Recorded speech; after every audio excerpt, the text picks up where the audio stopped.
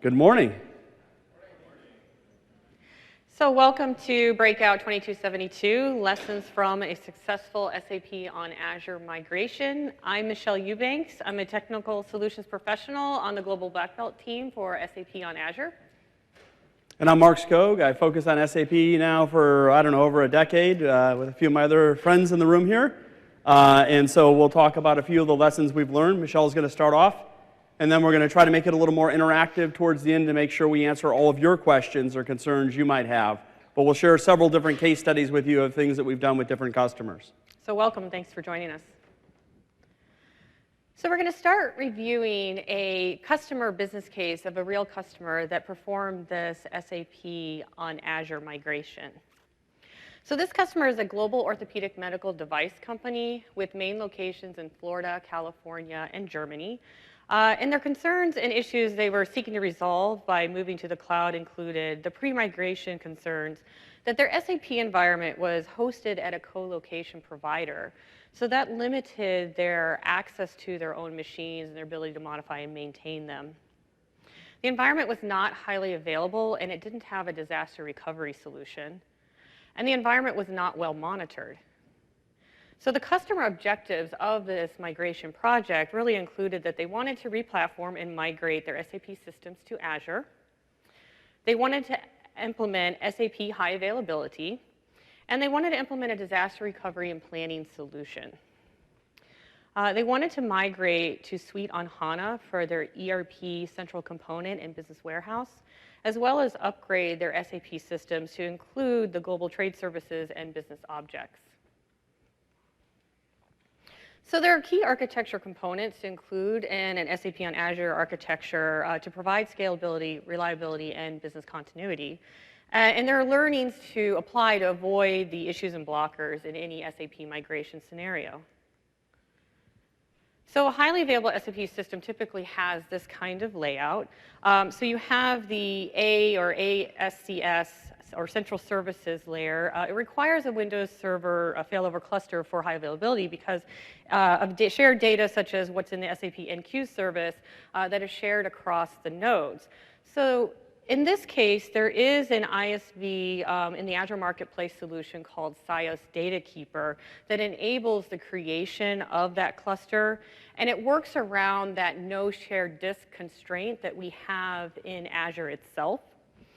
So with that solution, it is doing a replication of the data across the disks on the virtual machines in that cluster. And then it's using an Azure load balancer in front of it as part of the architecture to provide the failover routing for high availability because of the HTTP probes, and it knows which VM is up or down and routes accordingly. And then for the SAP Web Dispatcher and application servers, high availability is provided by multiple virtual machines in each of those tiers that are in an availability set and are load balanced. The HTTPS load balancing is really handled by the Azure load balancer. And then for the SAP logon load balancing, it's handled by the central services message server. And then for the database tier, the SQL database high availability is provided by deploying it into a SQL always-on availability group. So this is the typical architecture we see. So for the network architecture, it includes a DMZ subnet that's secured with next-generation firewalls that will handle the SSL offload and the secure content-based routing to the web virtual machines. And then all the back-end servers are deployed to separate subnets that are secured by network security groups, which are those tools in Azure that give you allow or deny rules to keep those back-end subnets from being able to be accessed and access the internet and other subnets, et cetera. And then the firewalls themselves can be deployed on multiple virtual machines in an availability set with a load balancer for high availability, depending on the firewall vendor that you choose. Or it can be deployed on a single virtual machine with premium disk, and there you'll get the single instance SLA of 99.9%. And then the end users are located on the on-premise network accessing the SAP system. So ExpressRoute ensures that reliable, secure, and efficient communication between the virtual networks in Azure and the on-premise network. And then the web app and data virtual machines, again, are deployed into those availability sets with the Azure internal load balancer. And then the firewall rules are routing to the IPs that are attached to the load balancer, and then the virtual machines or the NICs that are attached to those virtual machines, those IPs are in the load balancer backend pool. So for the SAP environment monitoring and what we implemented for this customer, it is required for SAP NetWeaver to deploy the Azure Enhanced Monitoring extension for SAP. And that's available in the Azure Extension repository in the global Azure regions. And so having set up the extension for SAP, there's a Windows service called the Azure Enhanced Monitoring Service that's installed inside the virtual machine. And it collects all of the Azure-related data. And then afterwards, this data is consumed by the SAP host agent and by an SAP executable for further use within the SAP system. So that extension is specifically for virtual machines in Azure running SAP. And then with performance being a key consideration and requirement for any SAP environment, also implement OMS log analytics. Particularly consider, in this customer, utilize the network performance monitor component of log analytics. And this enables you to measure and detect latency between your nodes as well as your subnets. So if you do get a report of slow response or latency, the network performance monitor in log analytics can help you identify if that is occurring, if there is latency, or where that is happening between your virtual machines or your subnets, or between your on-premise network and Azure. So now we're going to walk through the actual architecture that was implemented for this customer when they migrated from on-prem to Azure. So they did this via Azure Site Recovery. So the Azure Site Recovery, really, with this, the on-premise SAP servers were replicated to the Recovery Services Vault, which really sits on Azure Storage.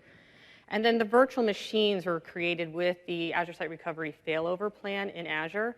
And then the on-premise systems were shut down and retired. So they did that for each environment they had: dev, test, staging, QA, then production. And they did it over a series of weekends per environment.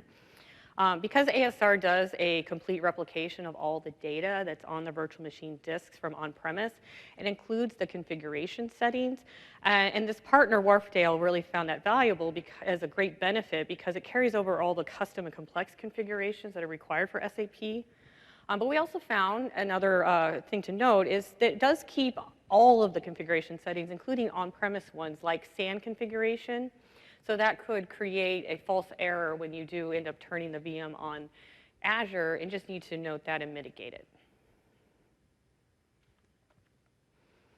So this is the actual architecture that was implemented for this customer. So the first thing, with the users being on-premise accessing the SAP environment, so ExpressRoute was connected to the customer's MPLS network to provide that consistent and performant connectivity to the SAP environment for those internal users. In this case, they implemented Palo Alto firewalls and NetScaler load balancers. From the Azure Marketplace, they were deployed into a DMZ subnet for the internet users to access the web and application systems. And then they had the Azure external load balancers, which were deployed in front of the Palo Altos and the NetScalers for the content routing between the DMZ and the web and the application servers. The web, ERP, business warehouse, business object, and other application layer servers were deployed in the availability sets with those internal load balancers for the high availability and also for the scale for the customer's load.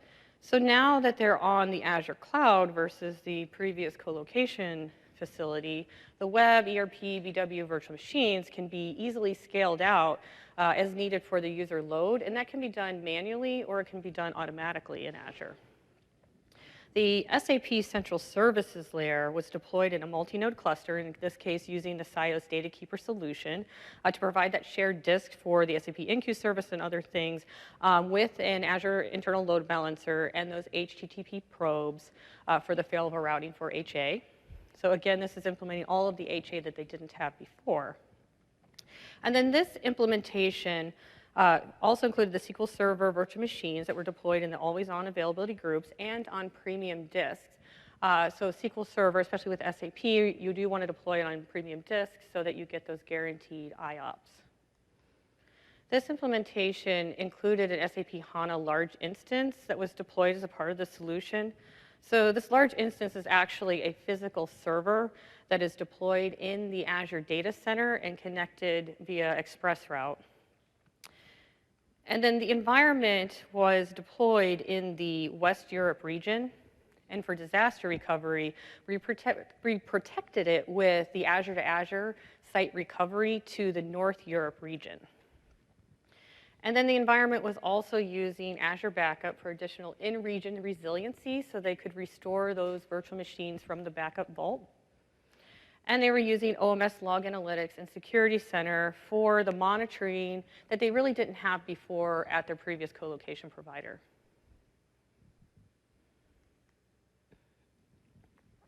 So SAP HANA is compute intensive, and it requires specific hardware configurations as certified by SAP. So Azure provides a solution via our SAP certified physical HANA large instances. This SAP HANA large instance is a physical server, like I said before, that's connected to the customer's virtual network via an ExpressRoute circuit that is included in the large instance offering deployment. This large instance must be deployed in the same Azure region as the virtual network hosting the virtual machines that are going to make direct calls to HANA. So that's something that's key to note as well.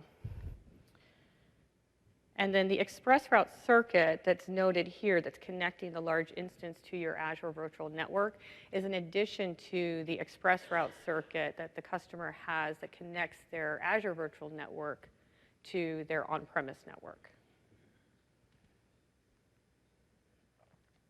So let's go over some high availability and disaster recovery considerations overall for SAP on Azure. So we have a new high availability option that Microsoft Product Engineering is working with SAP to get certified, and that's to create a guest cluster in Azure. What you can do now is create that guest cluster in Azure. We're working to get it certified with SAP.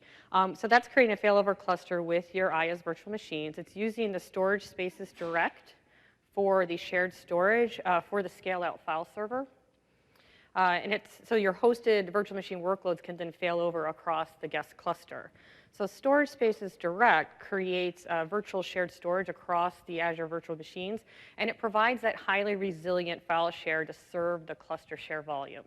So this is a native feature of Windows Server 2016 Data Center Edition and Storage Spaces Direct. So this will work in Azure as well as on-premise. There isn't a need now with Azure, with the Windows Server 2016, you don't need to have that additional ISV solution like the SIOS Data Keeper then for that shared storage. This also supports an SAP multi-SID. With this, you can consolidate multiple SAP SIDs cluster roles on one cluster. So if you need one pair of virtual machines for your central services and another pair for the scaled-out file servers, the scaled-out file share servers, you can stack multiple SIDs on the same central services and scale-out file share clusters. So this saves your virtual machine count. And we do have documentation available on how to do that. And so a SID is a system identifier. So it's representing an SAP application like ERP, SEM, BW. Each one of those has a SID, and you can stack those on your virtual machines. So as I mentioned before, this customer is using a fairly new feature, which is our Azure to Azure site recovery for disaster recovery. So you have your source environment. In this case, it's West Europe with your primary infrastructure. And then in the target environment, in this case, North Europe region, you'll create a storage account, and you also create the virtual network and the subnets. The storage account is where those disks are going to be replicated, and then that virtual network is created because that is where those virtual machines will be deployed when they're failed over to that new region.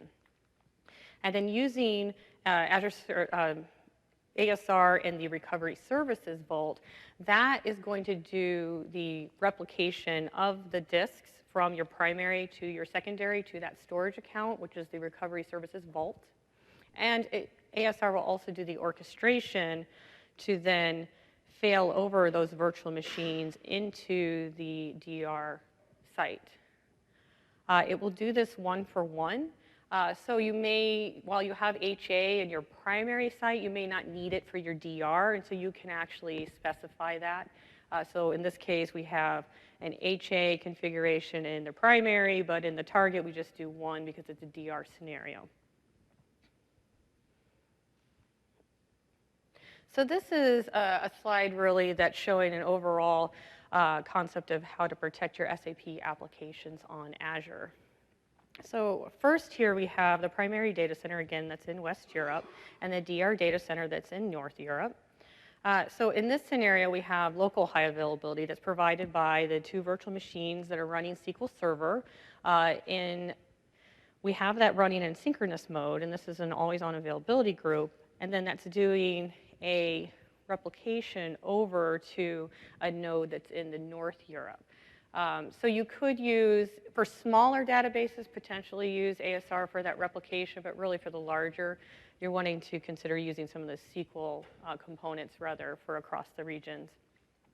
But then for the central services and the application layers, that's where you can use Azure Site Recovery, the Azure to Azure protection to do that replication over to the North Europe or the DR site. And something to note is because with ASR, you have ASR, and then you have the storage, which is that vault that's all of the replicated disks over. That's what you're paying for.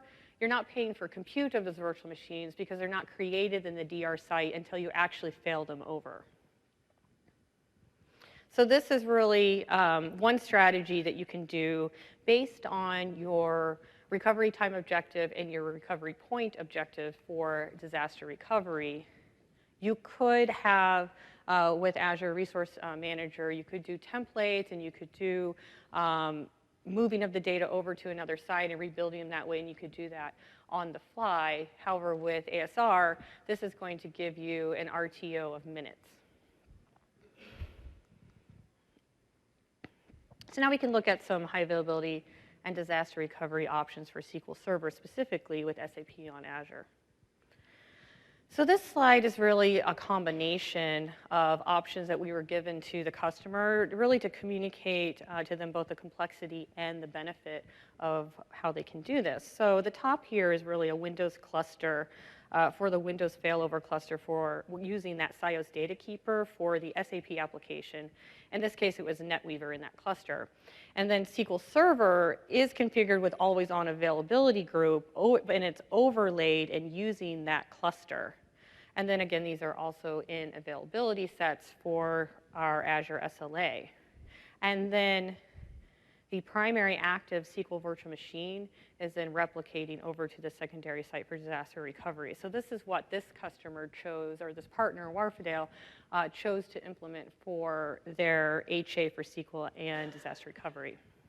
So we can look at some other options for protecting SQL virtual machines for high availability. So from left to right, the first column being leveraging that Windows cluster for SQL that I mentioned in the previous slide. And then the second one really is one of our recommended high availability solutions, which is using the SQL Server always-on availability group, and that can be in-region high availability. And then depending, again, on the customer's RTO and RPO, you could consider using that single instance virtual machine option, which again, that we recommend. It does require that you have premium disks for that. And we do recommend that you use managed disks for it, because with managed disk, it will manage the disk tiers based on the IOPS requirements for you, and you won't reach an IOPS cap in that regard. And then the last column is just to note that you want these virtual machines deployed in availability sets with a load balancer, and deploy them in an availability set so that they're deployed across default and update domains in Azure. So as far as SQL ISV and backup options, these are some of the options here. So first, you could use ASR, which is a block level of replication. Do take into note the bandwidth that would require, as well as that you're doing that replication either from site to region or from within the one region. You can use SQL Server Backup to Azure Storage, and that would be via the Azure Storage URL via HTTPS.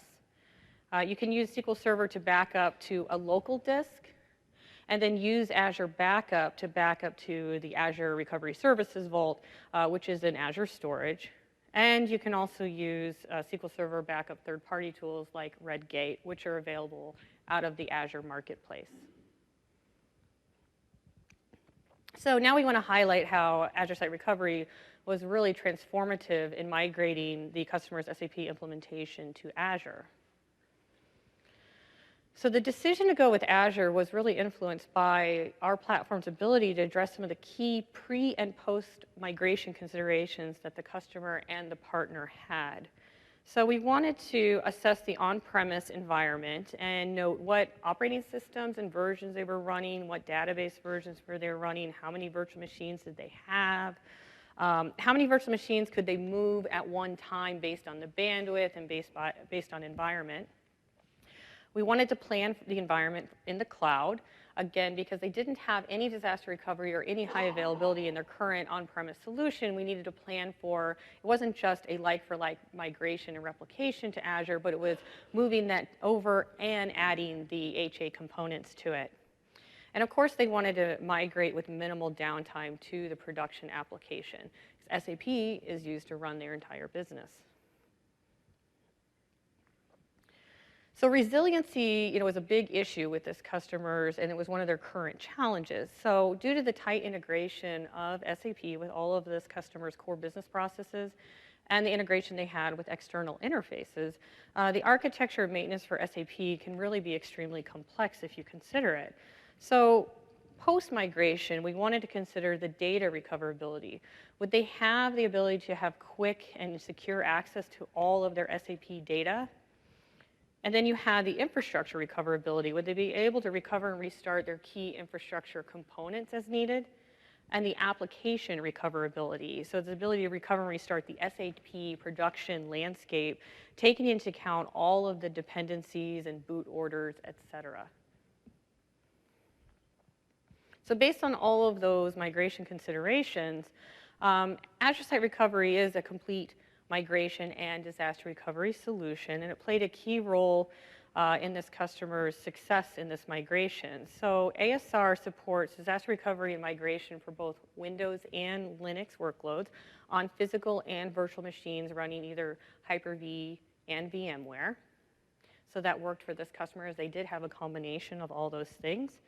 And then by orchestrating the replication of the on-premise virtual machines to the cloud, the Azure Site Recovery really allowed this partner, Wharfedale, to migrate the virtual machines based on the environment. So again, they did dev, test, staging, production in phases, and they were able to isolate each of those and do those successfully. And then, of course, they were using Azure to Azure ASR for their DR. So why would you use ASR for migration? Well, using ASR is free for migration if you do it within the first 31 days. And the partner was able to really rigorously test the replicated SAP environment in Azure with no impact to the production environment, because ASR has a test failover capability. In addition, it also has that orchestration component, so you can isolate your virtual machines that are migrated one phase at a time. And then with the migration testing that was able to take place before production, the partner was able to complete the migration of production seamlessly, and they did it over a weekend. So something else to note with ASR and with migration to Azure in general is that we have the Azure hybrid use benefit for Windows Server and SQL Server. So with that, you're able to run your virtual machines in Azure at a reduced cost. So because this customer had software assurance, they were able to run their virtual machines in Azure at the base compute rate. And ASR supports the Azure hybrid use benefit. So when you are setting up the orchestration for those virtual machines to be created in ASR as a part of the migration, you can indicate that you want them to be created with the hybrid use benefit license type, and it will deploy them as such.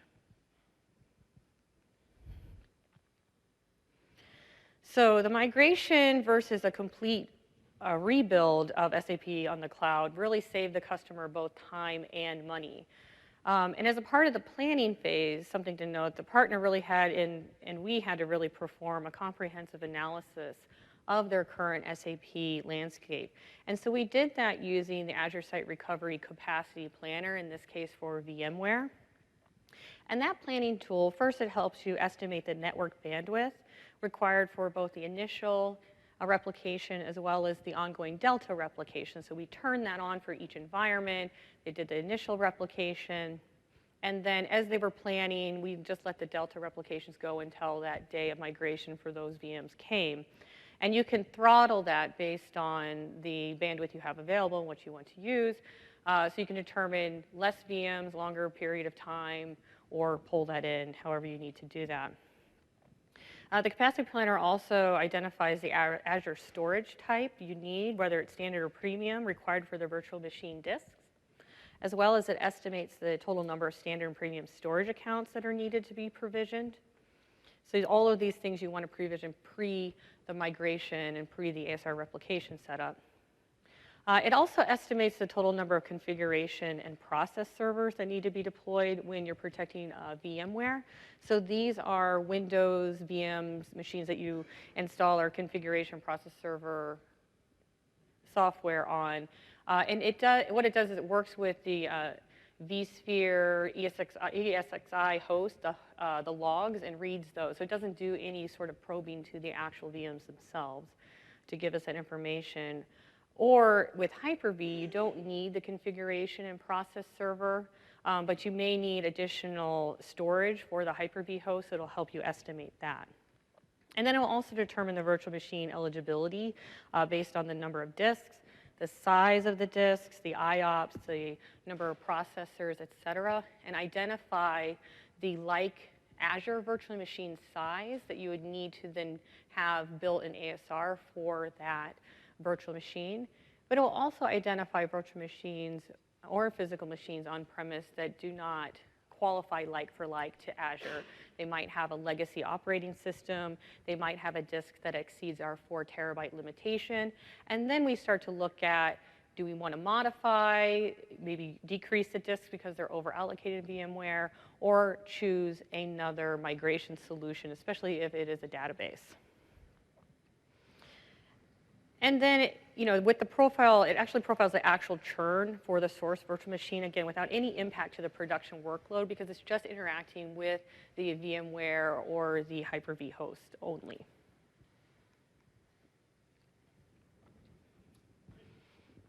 Thanks so much, Michelle.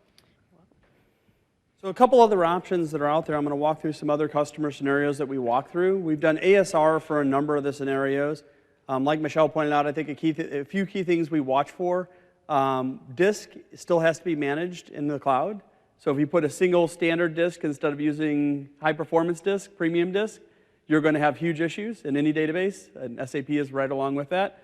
So thinking through that, I'd tell you, is probably one of the number one things that we see when we've gone through these migrations where customers kind of either planned it themselves or had a partner that hadn't had a lot of cloud experience. And the second one that is interesting around the migration is that you're not limited today by architecting things the same way, which is going to bring me to the import and export. How many people today are running ECC or NetWeaver on their systems today for SAP? Yes, the majority. How many people are running S4? So we're going to talk through both those scenarios, so a couple hands there, as I would expect. So for this scenario, it's more for the traditional environments. What we're going to talk about here is there's still the tried and true import-export methodology of actually doing migrations. So where ASR works great on a certain size system, in a lot of cases, what happens if you're on a big Indian, a power architecture, and you want to move to Intel base? Or what happens if your license portability is not there for your database? So in the case of buying a runtime license for SAP, you're covered. But if you own the licenses, for instance, from Oracle or from DB2, you might not have license portability. You need to check on that. And likewise, even with SQL, if you bought perpetual licenses but no software assurance, license portability will be an issue. And so when you make the move, that's going to give you an option really to determine whether or not that's still the same database you want to be on. So obviously with NetWeaver now, you can go any DB. So if you're on a modern version, let's just say ECC 6 and above, you can have the option to run Business Suite on HANA. You have the option to run, obviously, Sybase, SQL Server, Oracle, or DB2, amongst others, right, around the environment. And so in that case, the import-export's nice because in one step, I have the ability to basically start exporting while I'm importing on the other side. The core database and system, I can do things like a technical upgrade as part of the process as well as switch databases. And so we see a lot of movement, for instance, just based on the price model to SQL in this case. Microsoft itself runs SAP on SQL. We have close to 190 million dialog steps in an average month. And the configuration is not as big as most people would guess. So actually, Chris came from that environment. Chris Deering, who's sitting up front, he came from our IT group before he came over into the sales side of the house. And so, Chris, how many cores were in the system when you left there? 32? So it's not like it requires a monster size anymore because the processors are so fast. And that's one of the biggest differences. You know, today, if you think about even the NetWeaver environments, there isn't a system we can't run today inside the cloud. So if you look at our M-series systems, 128 cores of the latest processor, the SAP throughput there is going to cover any workload that you might need. In fact, it's way bigger than we would need to run on Microsoft on 128 cores today of that type of capability. And that continues to go up. People worry about it because they think about, well, I'm going to design like I did on-prem, and I'm going to design for 3 years out. And the reality of it is, if you think 3 years out in a cloud world, you just size it and resize the machines. And in fact, with SQL Always On, one of my favorite features is you can actually do a failover on the SQL server to a larger system, and then, you know, on the secondary node, fail up and increase the size. Same with the application servers. You can actually build those up on the fly to basically say, if you have your batch and dialog, once you've done the import-export, you have the ability to basically say, I'm going to go ahead and, for peak loads, put 12 application servers on, and for off hours, I'm going to go back to my central instance and 3 application servers. And so from a cost compute model, you get some adaptive computing without using the SAP adaptive computing term that you just get as part of the process. If you're looking more towards the HANA or S4, the easiest way to do an S4 replication, in fact, we've done a few of them, and we have a current large customer set that we're actually moving over right now in this process, and it's just using HANA replication. And so there's a little more configuration if you've already got an endpoint. So if you're in HANA and you already have a DR system, it's easiest just to go to that DR system and then put another replication from there as opposed to put 2 on the primary, because any of you that have set that up knows that's a little more complicated. So what we're doing in this scenario is from the HANA system, we're doing replication to the DR, and then we're doing that DR replication over into Azure. And that will be the migration path. And then from Azure, we're actually doing disk-based replication. It's a larger customer, so they're on large instances. Later, I'm going to put Matt Ordish on the spot. He's one of our leads that's helped with all of our larger implementations for years. And so he'll be available for questions when we get towards the end. But in this case, for this customer, you're talking about over 8 terabytes. And then on the BW side, they're talking 20 terabytes right now on BW. Of course, we scale out to 60, and that'll continue to grow as customers need that. So we're not concerned about capacity. But on those larger instances, once you're there, we actually support storage-based snapshots, which is really nice. So in a few seconds, I get full, consistent online backups. And then I can actually put that to a DR pair to have that mirrored. And so I can do point-in-time recovery then, all built in as native features of what we're providing as part of the platform. The other thing to keep in mind is where our M-series is fantastic because it goes up to 4 terabytes now. You probably saw the announcement. Maybe you saw Corey's keynote where Corey Sanders went through and showed that. You know, in this case of the systems, when you think about it, the large instances are even on the same size. One of the advantages is we take care of things like the storage for you. We take care of things like the replication. So in a lot of cases, when you're doing a pricing model, there are S-series that you're looking at in the large instances. I still find it pretty attractive to go with that configuration because it's purpose-built. They only run HANA. You know, note the S-series for a reason. That's just for SAP, and it's just for HANA for the future. And there's a lot of talk on people saying that they're not going to go into physical hardware, and that, you know, you see a lot of the other cloud providers with the announcements. You'll see a lot of other people doing the same thing. When you talk about HANA and those larger sizes, there's just no other way to do it today to really get the scale up and running.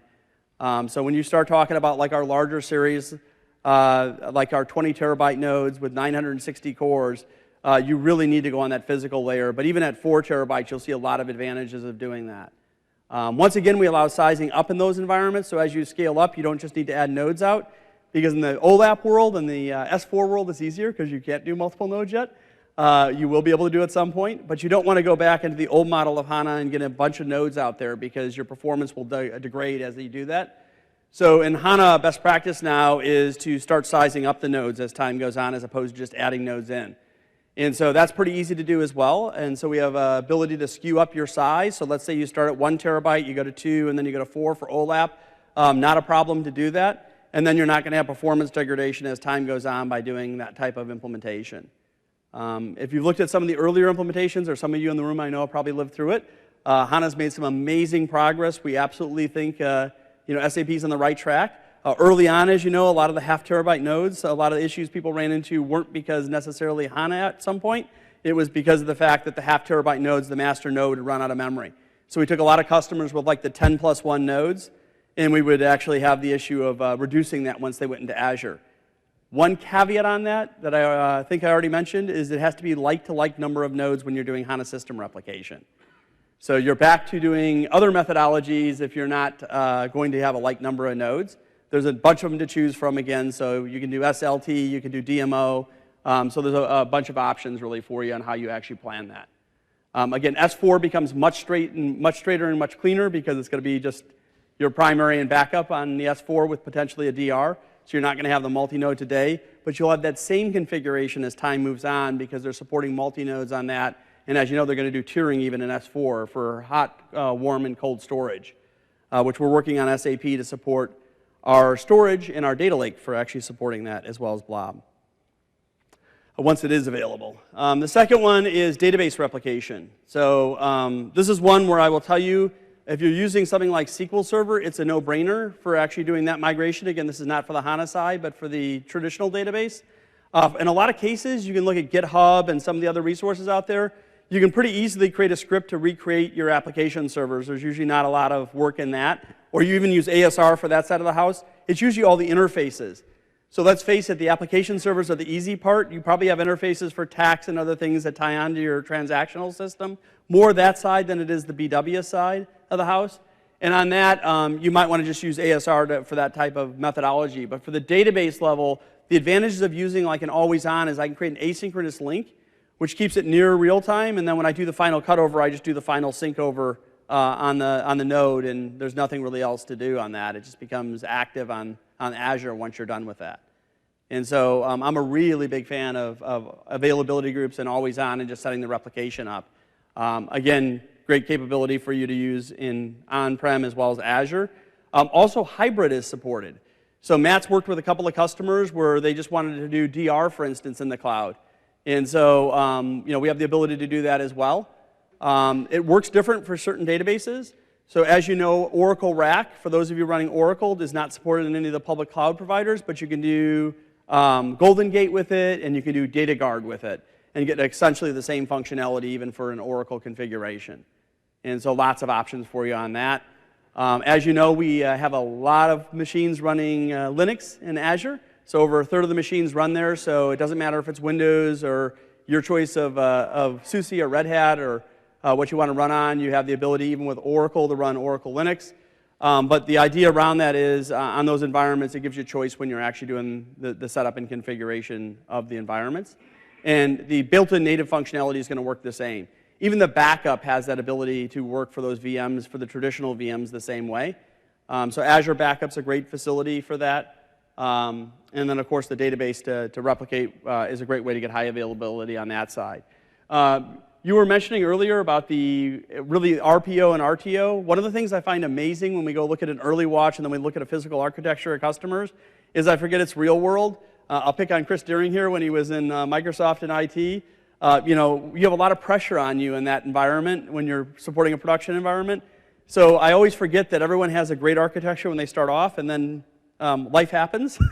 And so in a lot of cases when we're moving customers over, strangely enough, for me, is you don't have all the HA capability that you probably could if you re-architected. And that's something I always say, think about when you move to the cloud. Are you taking advantage of all the security models? You know, I think the world has changed quite a bit, and I'm going to bring up in a little bit Security Center if you haven't seen that, for Azure Security Center, which, again, for both on-prem and the cloud gives you the ability to manage. I was with a customer last night, and they had a security incident. And I think if you think about SAP in the past, people said, oh, no one's going to target SAP, right? It's a database, and that's just not the world anymore. And so identity needs to be your new firewall. and everything needs to be encrypted. And so I gave a speech a little earlier on the week, and when I talked in a really quick time, they had a lot of content to cover. I'll spend a little more time with it here today, but if you think about things like single sign-on and using identity across SAP, we fully support that, whether it's NetWeaver or HANA. On a world of that, even the newer applications, Hybris, SuccessFactors, we're full SSO to those environments. So think about leveraging that and making sure that everything is encrypted on the disk side as well as part of that process. And we'll show you that in a little bit as well on how you can manage that. So I can get out of the disk. The other option, out of the presentation, I saw the disk as the next option. The other thing that's interesting is we have a couple customers that have been working with their storage providers, and a lot of the SAN providers are providing software-based services inside of Azure. And you'll see more announcements. I think there were a couple this week, but you're going to see even more coming up. And what that means is if your storage vendor has services in the marketplace, you can actually do storage-based replication from your storage provider to Azure. And then once you're in Azure, you have some of the same functionality that they're providing.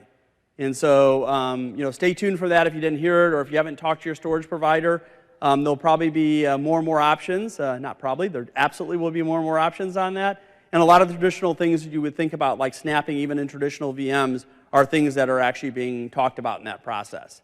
And so I always say, on your hardware vendors, just because you think of storage as a physical item, in the cloud you have to think about it as talking about what services are going to be available in Azure for that as you move forward.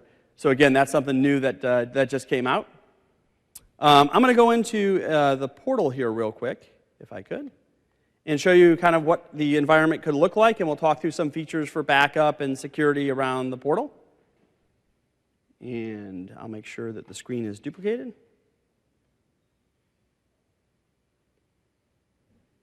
And we hopefully will be able to see it.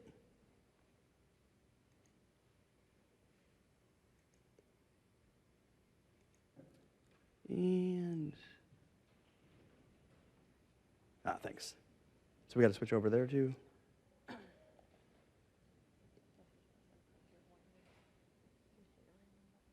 Yeah, we can probably try that one and see if it comes up. If not, I'll be able to talk through it.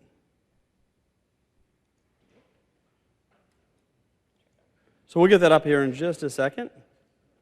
And I'm going to show you the first thing, which is my first thing I love about it, is we've got multi-factor authentication. And so let me see if that is just a matter of pulling it. It is. Awesome. So my first feature that I love about this is the multi-factor authentication. And so for that factor, this machine I've never been on before, and I do need to know my password because that kind of helps. So we're going to go ahead and do that. Because this is not a trusted device, that is not a good thing. Hopefully no one locked out my account. If not, we've got another account. There we go. I just don't know what I'm doing. I'm not signing in frequently on this device, but this is what I was talking about for security. Since this is not a trusted device, and it's not on a device I've used before, I can just go ahead and approve that on my mobile device. And now I make sure already from a security side, I've enhanced my capability around what you're doing around SAP. So I can't get access to this, and you can do the same thing for SAP for SSO, even to the apps, whether it's SAP GUI, Fiori, whatever. You have the ability to do the same level of authentication. At Microsoft in general, if you're on CorpNet or on a device that's trusted, you don't get prompted. But even if I go and take Matt's device and I log into it, and Matt lets me, maybe, then in that case, I'll have to be prompted because that's Matt's device, not mine, and knows that my credentials haven't been on that device before. And you can configure all that in your own environment with all your own rules and how that works. So we're not going to fill out the survey on how much we'd recommend the portal here. But one of the things that you look at here is from the dashboard side, I can look at all of the elements that are relevant for an SAP deployment. So this is not just SAP and the virtual machines, but this is the ability to go ahead and look at everything, networking, security, all of that from a single pane of glass. So this is both resource creation, management, and monitoring all up front. Now, Michelle had mentioned that you can actually do log analytics, and you can actually do a lot of capabilities to process. But from a management side, I really like this. One of the areas I spend a lot of time in these days is really looking at, and I got to figure out which screen the mouse is on, because this is not a touch screen, I'm sure, is Security Center.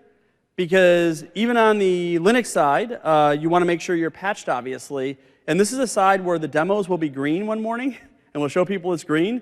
And quite frankly, I'm shocked by the time I do the demo the next day.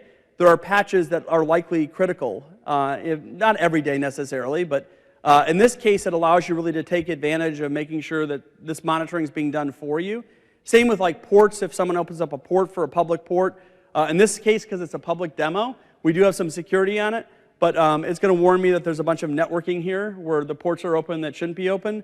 We purposely did not enable disk encryption on this one to show you, but another area here that by default, disk encryption is a recommended option. Fully supported by SAP. We not only do disk encryption at the storage level, but we do transparent data encryption for things like SQL.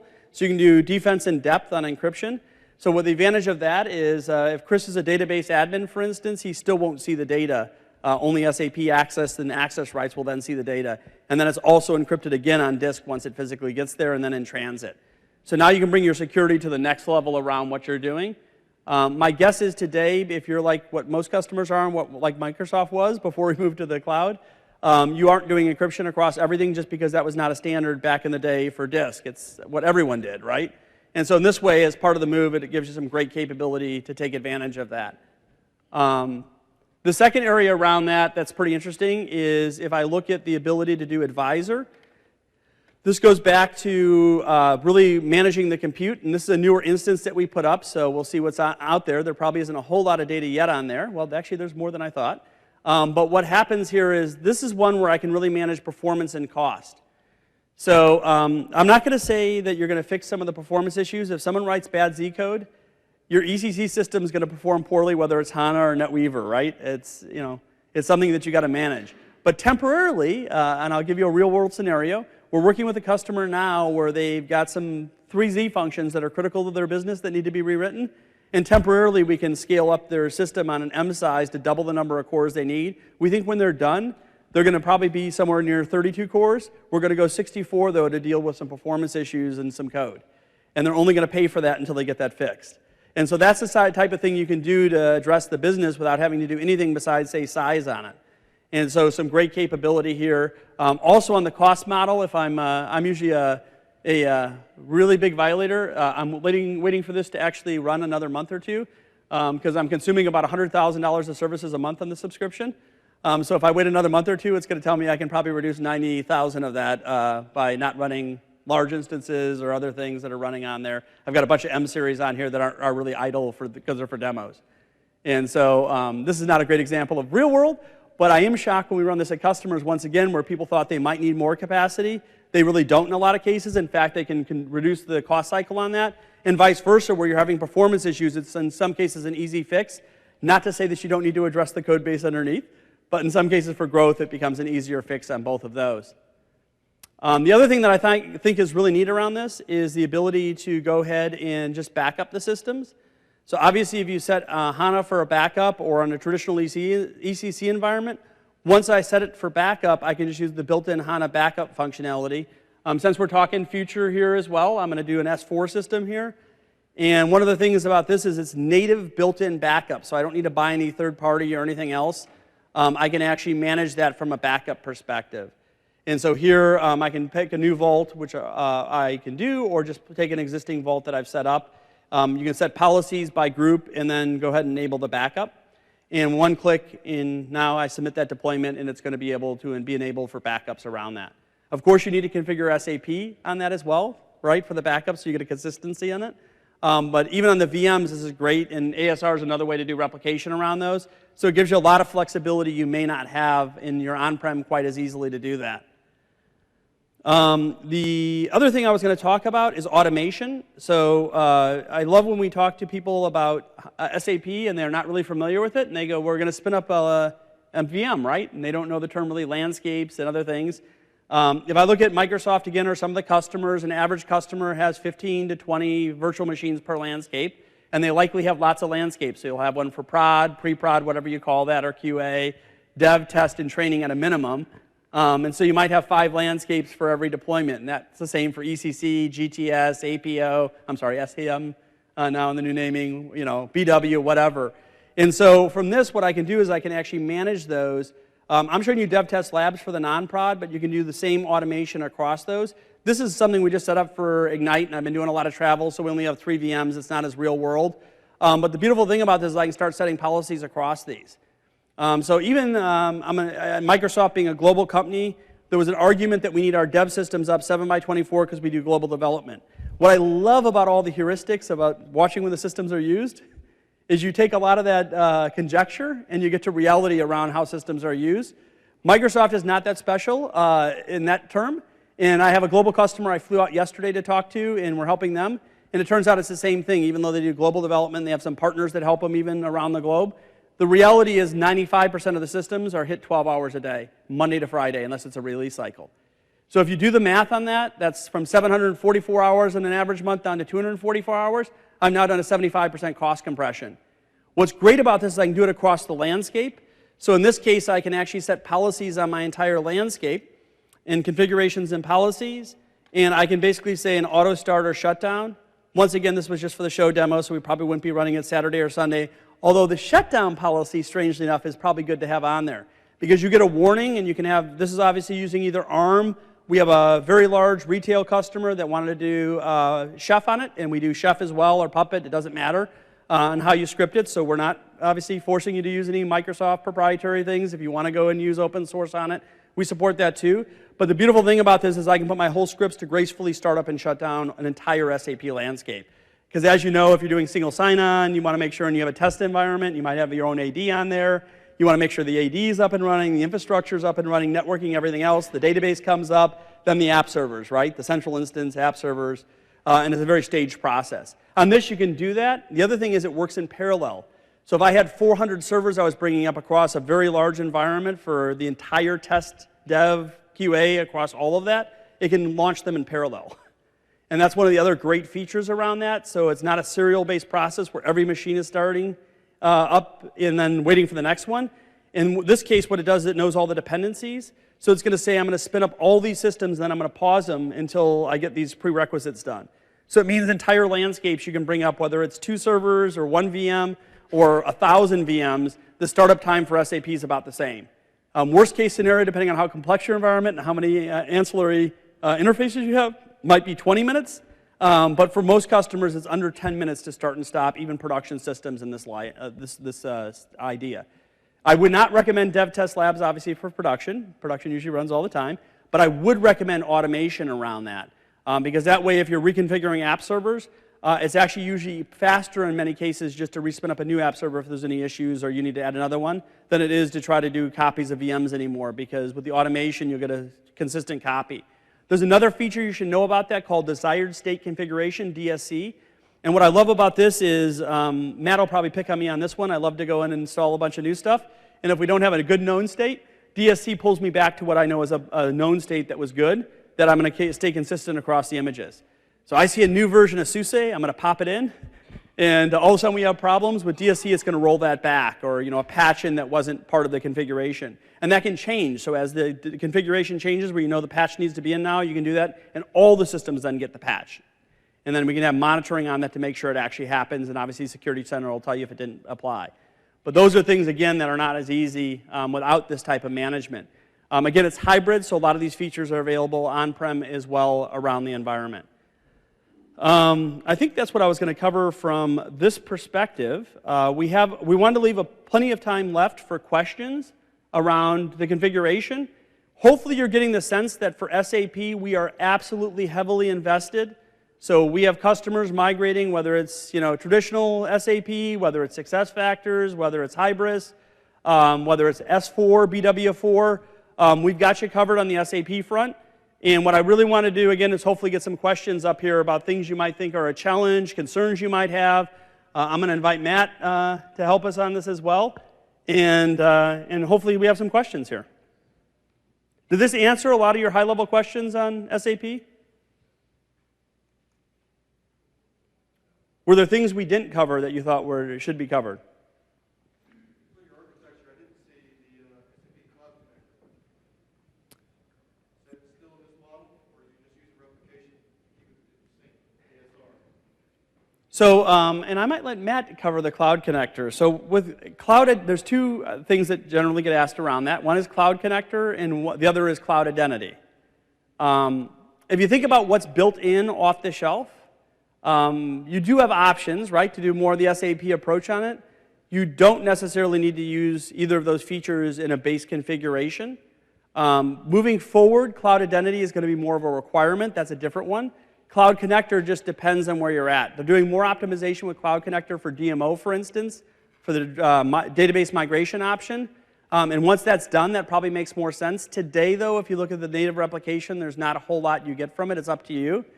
But there's not a whole lot. It's more if you were going to go into a HEC environment. And today, you already see SAP on the environment. It's just a matter of where it's managed. For us, we think it's all about choice. SAP you can already see in Azure as one of the deployment options. But for us, we want to make sure we separate out that services so that if you're not happy with us, you can move to another cloud provider, and vice versa. The services component gives you options. When you bundle those together, the risk of that for us, and at least as a customer, and when I talk to customers, is you're locked, right, both services and cloud. And so we want to, in this case, give people choice around not necessarily needing that lock. What other features you wanted to take advantage of that you saw in Cloud Connector, or just asking how that would fit in the architecture? Yeah. And so mainly that would be more if you were going the HEC route, that you would see more of that. The Cloud Identity is a different story, and that runs on SAP. The comment I would make there is you probably want to make sure you deploy that on SAP and Azure. And the reason behind that is they're re-architecting their SAP for Cloud Foundry, so it's going to be more open source based. And also, you don't want to send identities across the internet in that case, so you want to keep it all in the Azure cloud. And so if you went down that path, that's what I would do. But right now, it's pretty early on in that product release cycle. Even DMO wasn't designed for the cloud to be transparent. And so they're rewriting DMO to take advantage of things like latency. It's designed for, DMO originally was designed for in a data center to the same data center move. And so latency was like the old SAP GUI, right? It wasn't really designed in there. But it's going to get better as time, and SAP's absolutely vested in doing that. Yeah. Can you go to the microphone? Can you, oh, yeah. Can you go to the Sorry about that. Because it's being recorded. Thank you, Michelle. You're welcome. Yeah, Michelle, for the migration that you did, were their entire system already Windows-based, or were there back-end processes on anything like a mainframe or anything non-Windows? They had, everything was either on SUSE or running Windows, and their databases were SQL. Okay, were there any challenges with beyond the data migration with any of their processes they faced to kind of bring it all to a Windows-based environment, or no issues there? We really didn't have any issues, I guess, as far as the operating system or the Windows point or any existing on-premise processes. Like I said, they were using a SAN on-premise, so we did get some issues with that when we brought the configurations over that we had to remove. So they really wanted to avoid having to reconfigure the entire SAP environment, which is why they were using ASR to do that block-level replication of every single thing that's on those virtual machine disks, so they could just bring them back online. So the challenges that we really had was more about the data migration of that with ASR, because it's a lot of data going across the pipe, as well as just implementing the high availability and how to do that properly, particularly because it is different on the clouds, like for the central services layer, and how we would create that cluster without being able to do an actual shared disk. Okay, thanks. Mm-hmm. And I'll tell you about another one I did, which was a consumer goods customer. It's common that we get environments that are a little more complex. So we just did a consumer good migration on the test phase. We're moving production over. They were P-series, so they're big Indian on the processing. And they're Unicode already. Most people are Unicode, but if not, that's not a big deal. So for us, it was just a typical migration for the database migration option to pull it over. There were no real issues there. The bigger issue is making sure all their interfaces, and we map all those out for, it's ECC usually where you get more in trouble for the tax add-ons and everything else. We had to make sure all those ran because it was, in their case, because of how they added them on and the acquisitions and just where they ran. They had pretty much every operating system. We had Windows, Red Hat, SUSE, Power, and they actually even had an add-in of 400, an AS400. And so the good news is once we mitigated that, we found out everything could run on SUSE, and since they have HANA for BW already, they're NetWeaver is still traditional database. They're migrating that to SQL Server because they didn't have license portability, and we had a great offer around, there's an offer in the marketplace that's very competitive. Even the regular pricing is fairly cheap around doing that. They didn't have to do that, but for price reasons they did that. And then they're standardizing on SUSE because that's what they're running on HANA. Microsoft loves Red Hat and SUSE, to be clear. Mark is a little more biased towards SUSE for HANA. because that's where all the core dev happens from SAP. If you go on SDN and just read any of the blogs, or you've ever had any engineering fixes, you know that's where it goes first. So again, that may change over time, just being transparent of where things are at. So again, I have to be very careful because I'll get myself in trouble. That is not a Microsoft recommendation, that is a Mark recommendation. But how many people run HANA on Red Hat today? And I've got customers running it. So it runs great. We've got customers obviously absolutely running it. And so the only thing that I would tell you around that is if you have any engineering fixes, they may take a hair longer on that. But both with Red Hat and SUSE, the other thing I'll tell you as you move to HANA 2.0, you want to use the flavors for SAP. So originally, like everyone else, even on our large instances, our process was to load all the libraries. That's getting harder and harder to do as SAP has things like Leonardo, SDI, SDA, Smart Controller. And it changes pretty rapidly, and especially with security and updates, do not bother with any version except for the SUSE or Red Hat for SAP. For the larger customers, it tends to be a bit of an issue because they want to standardize on a single image. So I've got one of my large retail customers on Red Hat with HANA. They're happy with it, but they're on 6.7 today because that's their enterprise image. And what they're finding is the amount of effort it takes to actually put all the libraries in, especially on the machines that aren't running HANA, it just doesn't make sense. And so I say you just have to get used to the fact that you're going to have two flavors of implementation of Linux, even if you're all SUSE or all Red Hat. And then the second thing is when we do these transformations, we try to clean it up to standardize on one, just because it makes it better for operations, because otherwise you've got to worry about patching both. And more now I'm finding there's a lot of these implementations that have a mix, where they've done SUSE and Red Hat just because someone bought the application and they said that's what they install it on. And you may be forced to do that because of where some of the third-party apps run. But if you have a choice to switch to one, I would tell you it's probably going to make your life easier and actually more secure because you can put more energy on that one deployment. Has anybody else found out the 4 SAP flavors of Red Hat or SUSE? It makes your life a lot easier. Has anybody installed HANA 2 with a non-4 SAP flavor of Red Hat or SUSE? So if you have any questions on how complex that gets, try that with one of the latest builds of HANA 2, and you'll figure it out. Sorry, you have a question there? So I was wondering about integration with other systems around in factories.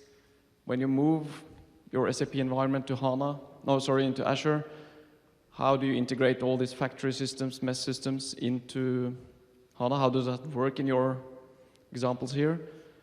And that's the first question. The other one is around how do you provision SAP GUI? Do you do that through Citrix in Azure? Do you do cloud sort of thick client-based, or? So I'll answer both those. I'm going to take the second question first, and I'll repeat that's the SAP GUI question. I'm a big fan of putting SAP GUI in Citrix, in Azure. And I do that for two reasons. One is a lot of people stop patching the operating system and other things, and they also limit what browser's there, which also gives you a security risk, because SAP GUI doesn't always support what even Fiori requires. And so because of that, I like to isolate SAP GUI from everything else so that I don't limit my desktop options. The second thing is let's just be transparent. Even with customers that have a data center and SAP GUI is running in an office with a slow connection, it's not a great experience. It wasn't designed for latency. And so by running it all in Azure, you mitigate that because basically, depending on how you're running it, you may be clicking on an icon everyone thinks is running locally, but it's really running in Azure in that case. So that's a great capability to leverage. If you have a smaller implementation on how do you integrate all the systems, I'll start by saying the networking part of it. You can do a site-to-site or point-to-site VPN. I personally am not a huge fan of VPNs because the VPNs tend to be fragile, even if you have the best gear in the world. So you have, you pick your best gear. I don't want to insult anybody, but Cisco or F5, it doesn't matter, right? Chances are that you'll see that when you look in the logs, you're going to see reconnects, especially for persistent connections. It's getting cheaper and cheaper to do our direct connection. So we have ExpressRoute. There are two flavors of that. One is MPLS. I love our telco partners. If any are in the room, we have partnerships with all of them, or almost all of them. But MPLS is like the new cell phone for corporations. It gets expensive. So the other option is to use an exchange provider. So if you look at Equinix, for instance, if you have dark fiber into Equinix, you can get a cage there and very low cost then get connected to Azure without having the MPLS cost. And then quite frankly, a lot of the people even on manufacturing sites now are doing more internet connection at that level. Usually you're not passing as much data. So we have two things for the manufacturing shop floor. One is we partner with folks like Rockwell and Siemens. So a lot of the same systems you'd see running our OSI soft. will actually load the data and then upload it into Azure Data Lake and then be able to integrate that into SAP. You have really two options in the HANA world to integrate that, and then we'll make sure I answered your question. One is you can actually have our data lake, and you can actually have HANA and do things like Power BI, or you can actually use SQL in that case to query across both of those. Or if you want to go the SAP route, you can use virtual tables in SAP and then query across both of those. And you can do that either from Hive, the ODBC driver with Hive, although it's not as performant, or Spark. The one limitation with the SAP Spark controller today is the SAP Spark controller only supports version 1.5 of Apache Spark, which is deprecated. And so if you could query through SAP HANA, that'll temporarily be an issue. But they're committed, I think the schedule is this fall, they're going to support 2.1 of Apache Spark, is what their current roadmap is. And then you'll be current on it, and you can use that. That's the Leonardo Vora. Under the covers, just to be clear, that just runs on the Spark controller. That's what's really running that in HANA. And then that connects up to SDI from the Spark controller. You could also use SDI and SDA to do that integration. I would not think about moving all your manufacturing data into HANA unless you don't have a lot of it.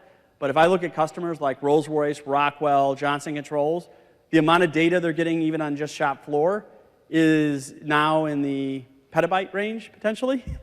And so we even have options with our IoT where we have a smaller system that goes on-prem in the manufacturing. And what we do is stream analytics up it, and we only pull up data that's consolidated up, and you can still query through. It's a great distributed method. We also support Cosmos, which is our latest method of data lake. I love Cosmos. I've got a couple really large customers now doing really large scale. Our EDW that we connect to SAP, and just to be clear, if you've heard anything differently, we run 85% of our business processes on SAP at Microsoft. Data volume-wise, if I add all of it up, Chris, what do you think? We're about 30 terabytes if you add all the different SAP systems up? Somewhere around that neighborhood? 45. Uncompressed over 45. We compress it. If you look at our EDW inside Microsoft, it's 4 exabytes. And so the largest SAP HANA system as of a couple of weeks ago is 27 terabytes in production. There's others that are demo that are larger. So if you just do that math, like Rolls-Royce and their aircraft engines with IoT is putting 1.7 terabytes an hour, 24 hours a day in aircraft engines. You just aren't going to have the scale to really do that. So I'm just cautioning because some customers want to load all the data in. And again, if you're at a terabyte or less, there's nothing to even have a conversation about. Load it all in HANA, call it a day. It's easy. What I find, though, is a lot of the manufacturing shop floor IoT scenarios or unstructured data, weather, demographic kind of stuff, you get a lot of data really quick. And what ends up happening inevitably is your cost model is going to go up a lot. And on the OLAP world, you end up having like 2x the memory for every 1x disk. So for every terabyte of disk, I need really 3 terabytes of HANA licensed and enabled, and the hardware corresponding to support that. And so, again, this is just Mark's view from having done a number of these, but my rule of thumb is if it's a terabyte or two, we probably shouldn't be having the discussion. Load it in HANA. It's all in memory. It's super fast. When you get above that, the other issue you have is pure in memory, whether it's ours, SAP's, Exadata.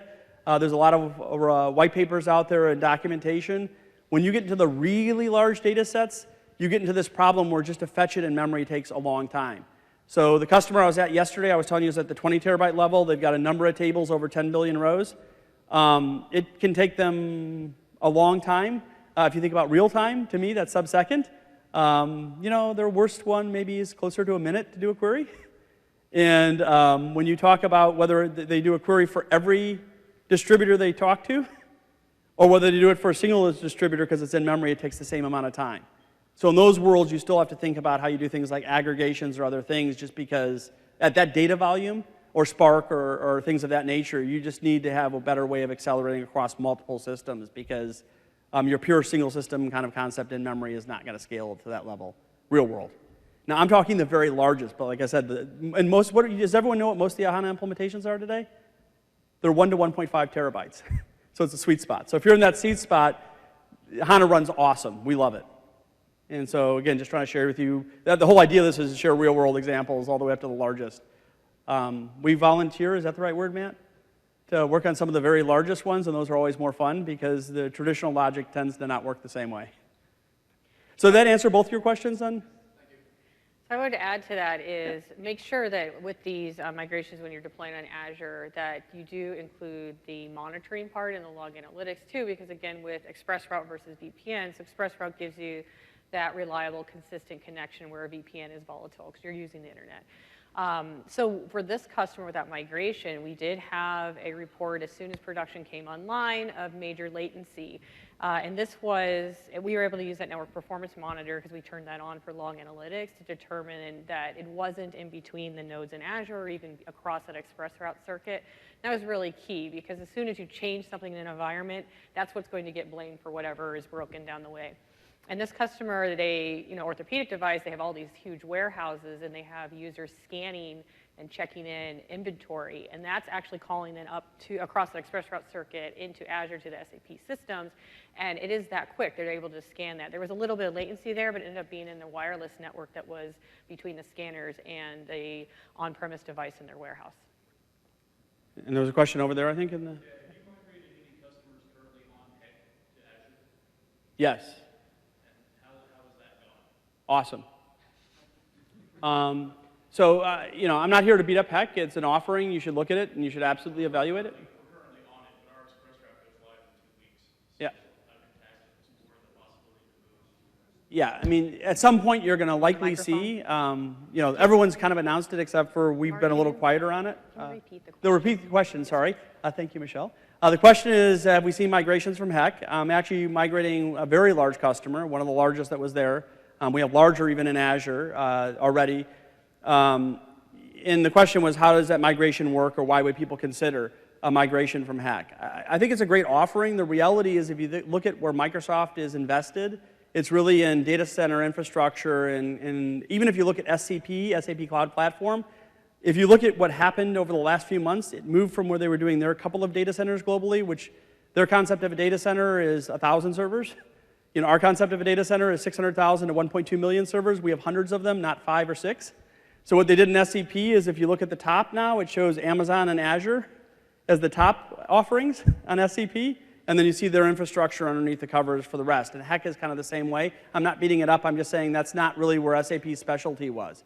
So if you have the larger sizes today, what ends up happening is it's just infrastructure as a service. So let's just be blunt. When Microsoft says PaaS or SaaS services, we're talking about there is no operating system. They're using Azure functions, so think more like a microservice.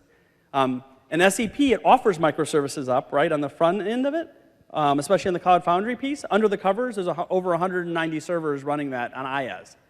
And so it's, the gains you have, you still have to manage and procure and all of that. And I think the challenge a lot of customers have had is it's not had that flexibility. The window for like making changes, just switch a VM and things of that nature, just you don't have that agility. Security, the security center, the advisor, none of that's there. Now, if you're happy with what they're providing, that's great. What I say is look at the early watch that you have. And my larger customers, I can tell you, they're not seeing the availability that they want around that environment. And they're not seeing the agility. The availability or the access that we need to do a lot of the things, so our business processes suffer. So when you're done, we have some connections we can make with you if you want to talk about what we've done. We have best practices for HEC migrations. SAP has been great, to be blunt. They want HANA to be successful. If you look at where they're talking about, their aspirations were only to ever have 11% in HEC anyway. Right? And so I think that's realistic. Now I think it may be, if you look real world, it's probably closer to 3. And it's bigger actually in Europe, believe it or not. But under the covers, that HEC doesn't run all in a SAP or an IBM or a, soon-to-be public cloud provider. It runs wherever they put it. And so the other challenge, if you look at your service agreement, is they can move you between cloud providers.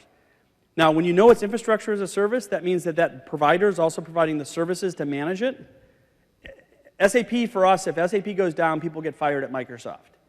I want to make sure when that happens, I don't have that ability for things to change. I want to make sure I have a marriage where I know everyone that's responsible and that they have skin in the game around it as well. And again, I'm not trying to pick on that, but in general, when you look at the partnering, that's the things that, to me, drive a lot of that behavior. So you get agility and you get flexibility. Matt, was I too harsh on that? We can chat. Matt keeps me straight. So we only have 53 seconds. We are absolutely committed to SAP.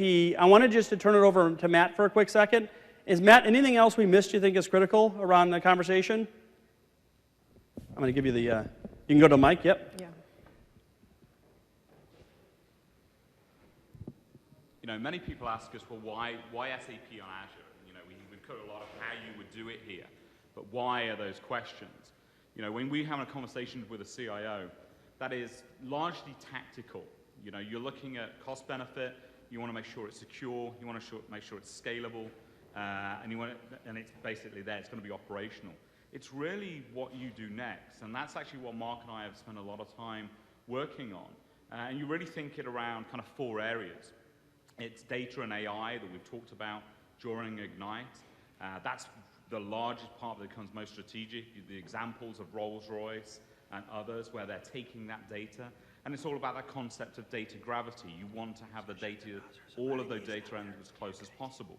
We certainly have certain companies where some of it is in Azure, some of it is on-premise, some of it is in HEC. And when we start to think about how we look at that data in real time, think of a retailer when someone walks into a shop. That's very challenging when it's not residing in the same spot. So that becomes a big area, applying machine learning and AI on top of that data. The second part is the work we're starting to do. We've had it for a while, but the modern workplace. So far beyond putting something specifically in Outlook, but really starting to take advantage of integration into Teams and Skype and Dell, Power BI. SharePoint, all those types of things which are really the experience. So really lighting up the process of the data on top of that as well. And then the integration we have into things like the SaaS, so Ariba, Concur, SuccessFactors, and that integration. So you're really thinking about it as a surround elements to what is actually running on the core. And that conversation of then why SAP on Azure is largely driven at a strategic level by the benefits that are coming out of the BI, the data analytics on top of that. And I know we're between you and lunch. We'll be here for a few minutes if anybody has any other questions. We'll hover up front here. But thank you so much for your time. Really appreciate you coming in for this today. Thank you.